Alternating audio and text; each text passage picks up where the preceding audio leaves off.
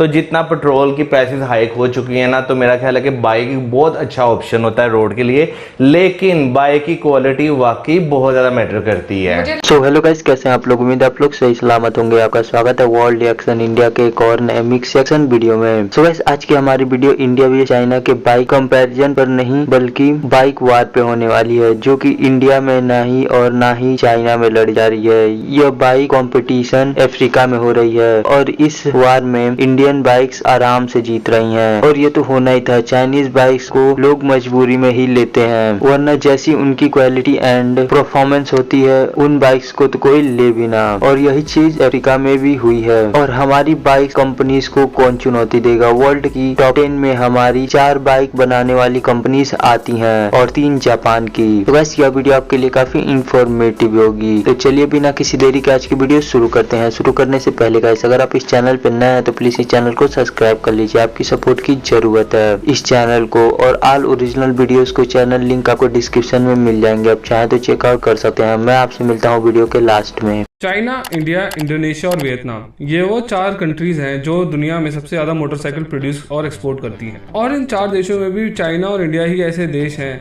जिनके पास खुद के बड़े टू व्हीलर ब्रांड्स हैं। और अगर बाकी 2 देशों की बात करूं तो वहाँ ज्यादातर जापानीज ब्रांड्स ही अपने टू व्हीलर मैन्युफैक्चर करते हैं और एक्सपोर्ट करते हैं। चाइना में बड़ी छोटी सब मिला के 200 मोटरसाइकिल कंपनीज हैं। जापान में 4 बड़ी टू व्हीलर कंपनीज हैं और इंडिया में लगभग 6 बड़ी टू व्हीलर कंपनीज हैं। 2021 की रेवेन्यू और टू व्हीलर सेल्स के हिसाब से बनाई गई ये रिपोर्ट बताती है कि दुनिया के टॉप 10 मोटरसाइकिल कंपनीज में 4 तो सिर्फ इंडिया की ही है और 3 जापान की है। लेकिन चाइना में 200 बड़े टू व्हीलर मैन्युफैक्चरर्स होने के बाद भी इस टॉप 10 लिस्ट में चाइना की एक भी कंपनी एग्जिस्ट नहीं करती है। इंडियन ब्रांड्स के टॉप 10 लिस्ट में आने की वजह सिर्फ हमारे देश की बहुत बड़ी आबादी ही नहीं है, बल्कि इसलिए भी वो वहां पर एग्जिस्ट करते हैं क्योंकि इंडियन ब्रांड्स अपने टू व्हीलर्स को भारी मात्रा में बाहर एक्सपोर्ट करते हैं। जैसे कि बजाज का ऑलमोस्ट 50% रेवेन्यू बाइक्स को बाहर बेचकर आता है। वो अपनी बाइक्स को ऑलमोस्ट 70 देशों में बेचते हैं, टीवीएस 60 देशों में और हीरो 40 देशों में प्रेजेंट है। और ऐसा भी नहीं है कि ये वहां पर कोई एवरेज बिजनेस कर रहे हैं। अगर मैं आपको अफ्रीका कॉन्टिनेंट का एग्जांपल दूं तो रिपोर्ट्स के मुताबिक अफ्रीका में ऑलमोस्ट 200 चाइनीज कंपनीज ऑपरेट करती थी,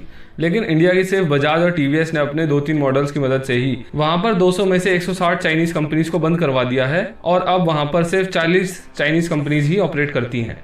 इंडिया के सारे ही टू व्हीलर मैन्युफैक्चरर्स बाहर काफी अच्छा परफॉर्म कर रहे हैं और इंडियन टू व्हीलर एक्सपोर्ट अपने आप में एक बहुत वास्ट टॉपिक है। इसीलिए हम आज इस वीडियो में जानेंगे कि वो कौन कौन से रीजन्स हैं जहां पर हमारे ब्रांड्स जापानीज ब्रांड्स को टक्कर दे रहे हैं और चाइनीज ब्रांड्स को पीछे छोड़ चुके हैं।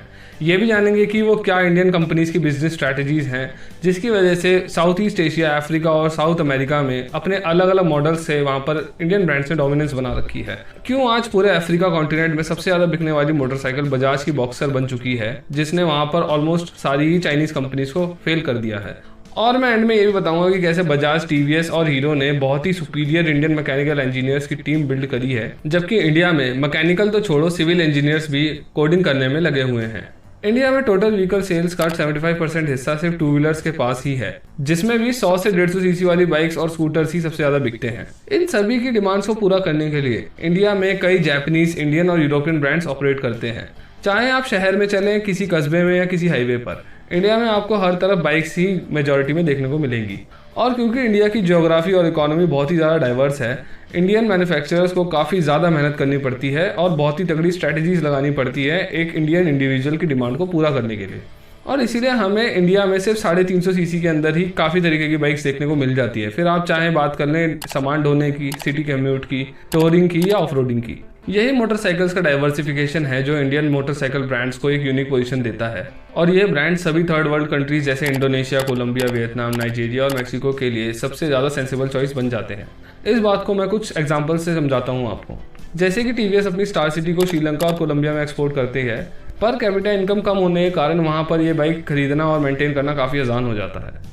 दूसरा एग्जांपल हम ले सकते हैं बजाज की पल्सर का, जो कि इंडिया समेत स्पेन, पेरू, फिलीपींस और कोलंबिया में भी ठीक ठाक बिकती है, क्योंकि इस बाइक से वहाँ पर कम बजट में अच्छी परफॉर्मेंस और रिलायबिलिटी भी मिल जाती है। इसके अलावा स्प्लेंडर के बारे में हम सब जानते हैं कि वो इंडिया में सबसे ज़्यादा बिकने वाली बाइक है। स्प्लेंडर इंडिया समेत नाइजीरिया, बांग्लादेश, नेपाल और श्रीलंका में भी काफ़ी ज़्यादा बिकती है। हीरो आज की डेट में दुनिया के top 3 biggest two wheeler manufacturers में से एक है और ऑलमोस्ट आप सभी को ये फैक्ट पता भी होगा। लेकिन आप में से ज़्यादातर लोग ये नहीं जानते होंगे कि कैसे 4 मुंजाल भाई, जिन्हें पार्टीशन के बाद पाकिस्तान में अपने घर को छोड़कर इंडिया में आना पड़ा, उन्होंने बैंक से लोन लेकर साइकिल पार्ट्स का बिजनेस शुरू किया और कड़ी मेहनत से अपने बिजनेस और इंडिया की ऑटोमोबाइल इंडस्ट्री को मजबूत किया। तो चलिए सुनते हैं ऑडियो बुक हीरो की कहानी, चार भाइयों का औद्योगिक चमत्कार, कुकू एफएम से। कुकू एफएम इंडिया का लीडिंग ऑडियो बुक प्लेटफॉर्म है with over 1000 hours of non fiction content library. 4.5 plus की रेटिंग है एंड मोस्ट इंपॉर्टेंटली इस पर आप अपनी फेवरेट ऑडियो बुक सुन सकते हैं अपनी रीजनल लैंग्वेज में। कुकू एफएम एक ऐसा प्लेटफॉर्म है जहां पर आपको हिस्ट्री, मोटिवेशन, फाइनेंस और भी बहुत सारी कैटेगरीज की ऑडियो बुक मिल जाएंगी। पर्सनली मैं भी ऑडियो बुक सुनना काफ़ी ज़्यादा पसंद करता हूँ। कोई भी काम करते टाइम, जिम करते टाइम, रनिंग करते टाइम आप ऑडियो बुक सुन सकते हैं एंड मोस्ट इंपॉर्टेंट हम खुद में वैल्यू ऐड कर सकते हैं। इस प्लेटफॉर्म की general cost 399 rupees per year है, लेकिन मेरे सभी सब्सक्राइबर्स के लिए स्पेशल 50% डिस्काउंट अवेलेबल है। अगर आप मेरा कूपन कोड BTM50 यूज़ करेंगे तो आपको 50% एक्सक्लूसिव डिस्काउंट मिलेगा। अब ये एक्सक्लूसिव इसलिए है क्योंकि फर्स्ट 250 यूजर्स के लिए ही एक्सक्लूसिव डिस्काउंट अवेलेबल है। Don't miss your chance, go and check out, link is in the description. बाकी जितनी भी इंडियन बाइक्स मैंने आपको अभी तक बताई थी वो कुछ देशों में तो काफ़ी ज़्यादा अच्छा कर रही हैं, लेकिन बाकियों में बस ठीक ठाक ही कर पा रही हैं। पर एक मोटरसाइकिल ऐसी है जिसने पूरे के पूरे अफ्रीका कॉन्टिनेंट पर ही अपना दबदबा बना रखा है और उसका नाम है बजाज बॉक्सर। अर्ली 2000s में नाइजीरिया जैसे अफ्रीकन देशों में ज़्यादातर चाइनीज़ कंपनीज ही अपनी बाइक्स बेचा करती थी, और वो इसलिए क्योंकि अफ्रीका के देश दुनिया के कुछ सबसे गरीब देशों में शामिल हैं और चाइनीज़ बाइक्स काफ़ी ज़्यादा सस्ती होती थी। चाइना से बाइक्स बॉक्स में आती थी, अफ्रीका में लोग इनको खरीदते थे और इनको असेंबल कराने के लिए अपने लोकल मैकेनिक के पास लेके जाते थे। इन चाइनीज़ बाइक्स की क्वालिटी काफ़ी ज़्यादा ख़राब होती थी और चाइना की ये कंपनीज वहाँ पर कोई भी आफ्टर सेल सर्विस नहीं दिया करती थी क्योंकि इन्होंने वहाँ पर सर्विस सेंटर और ऑफिस बनाए ही नहीं थे। वहाँ पर ऐसी तकरीबन 200 चाइनीज़ कंपनीज अपनी बाइक्स को एक्सपोर्ट करती थी। गरीब अफ्रीकन्स को मजबूरन चाइनीज़ बाइक्स ही खरीदनी पड़ती थी क्योंकि जापानीज़ बाइक्स काफ़ी ज़्यादा महंगी थी और ज़्यादातर की पहुँच से काफ़ी ज़्यादा दूर थी। और यही सब देखकर बजाज ने अपॉर्चुनिटी का फ़ायदा उठाने का सोचा और अपनी फुली असेंबल्ड बॉक्सर अफ्रीका के कई देशों में लॉन्च करी। शुरुआत में ये बाइक इंडिया से फुली इम्पोर्ट करी जाती थी, पर बाद में बजाज ने वहाँ पर असेंबली प्लांट्स लगा दिए और उसके बाद उन्होंने वहाँ पर इंपोर्टर्स के साथ मिलकर डीलरशिप और सर्विस सेंटर्स भी खोले। अब नाइजीरिया जैसे कई देशों के लोगों के पास ऐसे ऑप्शन थे जिनकी कीमत चाइनीज़ और जापानीज़ बाइक्स के बीच में थी, पर क्वालिटी जापानीज़ जैसी ही थी और उनको अच्छी क्वालिटी की सख्त ज़रूरत थी। और इसका रीज़न है बोडा बोडा। दरअसल बोडा बोडा वर्ड जो है वो अफ्रीका के काफ़ी सारे देशों में बाइक टैक्सी के लिए यूज़ किया जाता है। बोडा बोडा अफ्रीकन्स के बीच काफ़ी ज़्यादा पॉपुलर है और उसके दो रीज़न है। पहली और बड़ी वजह यह है कि अफ्रीका में पर कैपिटा इनकम अक्सर काफ़ी ज़्यादा कम होती है और लोगों को काफ़ी कम पैसों में टैक्सी सुविधा मिल जाती है बाइक टैक्सी की वजह से। और दूसरी वजह यह है कि मालावी जैसे कई देशों में आज तक भी चाइनीज़ रोड नहीं पहुंचे हैं और मोटरसाइकिल को खराब रास्तों पर चलाना गाड़ियों से ज़्यादा आसान होता है। बोडा बोडा वाले सिर्फ लोगों को ही नहीं छोड़ते हैं, बल्कि उनको कई बार काफ़ी ज़्यादा भारी सामान ले जाते हुए भी देखा जा सकता है और अक्सर अफ्रीकन्स बाइक्स को एम्बुलेंस की तरह भी यूज़ करते हैं। बोडा बोडा वाले बहुत ज़्यादा नहीं कमाते हैं और नई बाइक्स लेना अक्सर उनकी पहुंच से काफ़ी बाहर होता है, इसीलिए वो जाते हैं सेकेंड हैंड बाइक्स की तरफ और वो चूज़ करते हैं बजाज की बॉक्सर को। बजाज की ये बाइक इतनी वेल इंजीनियर्ड है कि इतने अब्यूज़ झेलने पर भी ये कई लाख किलोमीटर आराम से निकाल देती है। वहीं चाइनीज़ बाइक्स इसके आसपास भी नहीं चल पाती हैं। बॉक्सर को बजाज ने काफ़ी ज़्यादा रोबस्ट बनाया है और बजाज ने इस बात का ध्यान रखा है कि अफ्रीका की मुश्किल टेरेन्स पर ओवरलोडिंग के साथ चलने पर भी इन बाइक्स पर कोई प्रॉब्लम ना आए और इसीलिए इसमें हमें 100 सीसी का इंजन के बजाय 150 सीसी का इंजन देखने को मिलता है, जिसकी वजह से काफ़ी ज़्यादा वजन आराम से खींच लेती है। बजाज के अलावा अफ्रीका में टीवीएस की स्टार सिटी भी काफ़ी ज़्यादा पॉपुलर है। बजाज और टीवीएस की बहुत ही अच्छी क्वालिटी, माइलेज और प्राइस होने के कारण अफ्रीका में जहां एक टाइम 200 चाइनीज़ कंपनीज हुआ करती थी वहां अब सिर्फ 40 बची हैं, वो भी अपने दिन गिन रही हैं। अफ्रीकन्स इंडियन टू व्हीलर्स को जापानीज़ के बराबर ही मानते हैं और इसीलिए वो चाइना की सस्ती बाइक्स लेने के बजाय थोड़े और पैसे डालकर इंडिया की बाइक्स लेना ज़्यादा पसंद करते हैं। अब ऐसा भी नहीं है कि अफ्रीकन्स ही ऐसा मानते हैं। जहाँ भी इंडियन टू व्हीलर्स बिकते हैं वहाँ पर सभी लोगों का सेम माइंडसेट है और ये चीज़ इंडिया में भी देखने को मिलती है। इंडिया में लोग अपने इंडियन ब्रांड्स की कार लेने जाते हैं तो अक्सर उनके मन में ये स्टीरियोटाइप होता है कि इंडियन ब्रांड्स की कार्स रिलायबल नहीं होंगी, जो चीज़ पहले से काफ़ी ज़्यादा सुधरी है। पर आज भी टॉप 10 मोस्ट सेलिंग कार्स की लिस्ट में सिर्फ 2 ही इंडियन कार्स आती हैं, बाकी या तो सुजुकी की होती हैं या हुंडई की होती हैं। पर टू व्हीलर मार्केट का सिनेरियो बिल्कुल उल्टा है। टॉप 10 बिकने वाले टू व्हीलर्स में से हमेशा से ही 7 से 8 इंडियन ब्रांड्स के ही होते हैं और ये सिर्फ इंडियन टू व्हीलर ब्रांड्स की बहुत ही ज़्यादा अच्छी डिपेंडेबिलिटी की वजह से हो पाया है। पर ये सब देख करके आपके मन में भी सवाल उठता है कि सिर्फ पिछले 20-25 साल में इंडियन मैन्युफैक्चरर्स ने पूरे सिनेरियो को पिवट करके रख दिया है। दरअसल ये सब बजाज, टीवीएस और हीरो जैसी कंपनीज की बहुत ही ज़्यादा स्ट्रॉन्ग इंजीनियरिंग टीम्स की मदद से हो पाया है। पर इंडिया में अच्छे मैकेनिकल और ऑटोमोटिव इंजीनियर्स ढूंढना कोई आसान बात नहीं है। श्रीनिवास कंठेती व्हील्स EMI के MD हैं और पेशे से इंजीनियर। वो न्यूज़ 18 के लिए लिखते हुए बताते हैं कि अर्ली 2000s में वो बजाज ऑटोज़ के HR हेड थे और उनको 100 इंजीनियर्स हायर करने थे बजाज के लिए जो वर्ल्ड क्लास मोटरसाइकिल बनाते और डिज़ाइन करते। पर वो जब IIT जैसे बड़े इंस्टीट्यूट में गए तो वहाँ पर वो 15 कॉलेजेस में से सिर्फ 10 इंजीनियर्स को हायर कर पाए। और उसका रीज़न ये था कि मैकेनिकल इंजीनियरिंग करने के बाद भी लोग टेक कंपनीज में ज़्यादा जाना चाहते थे मैन्युफैक्चरिंग के बजाय। इसीलिए उन्होंने बाकी कंपनीज से 3 गुना ज़्यादा सैलरी देकर हायरिंग करी, जो कि TCS जैसी कंपनीज के लिए काफ़ी मुश्किल था क्योंकि उन्हें 2000 इंजीनियर चाहिए थे और बजाज को सिर्फ 100।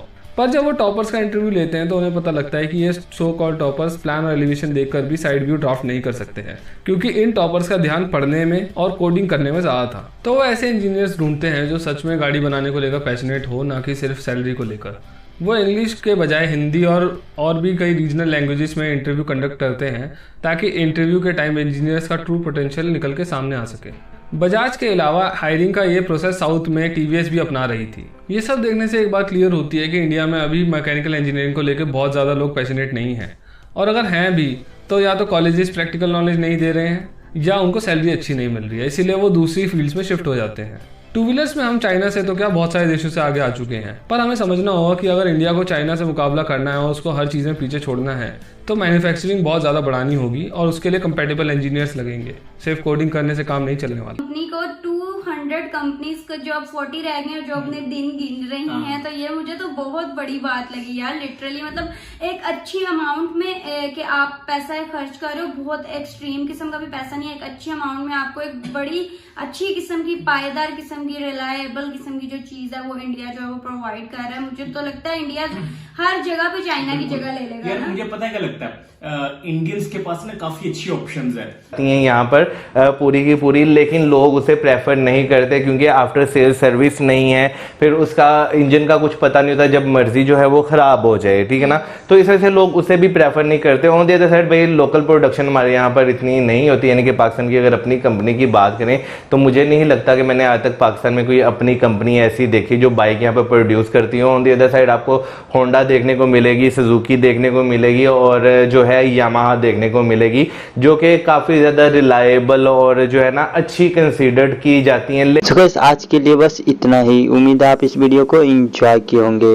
एंजॉय किए तो प्लीज मुझे कमेंट सेक्शन में जरूर बताइएगा। और जाने से पहले गाइस अगर आप इस चैनल पर नए हैं तो प्लीज इस चैनल को सब्सक्राइब कर लीजिए, आपकी सपोर्ट की जरूरत है इस चैनल को। और ऐसे ही किसी भी वीडियो का मिक्स रिएक्शन वीडियो अगर आप देखना चाहते हैं तो आप मुझे उस वीडियो का नाम कमेंट सेक्शन में बता सकते हैं। मैं आपके लिए उस वीडियो का मिक्स रिएक्शन जल्दी चैनल पर ले आऊंगा। जल्दी मिलूंगा आपसे ऐसे ही किसी मिक्स रिएक्शन वीडियो में। तब तक के लिए बाय बाय।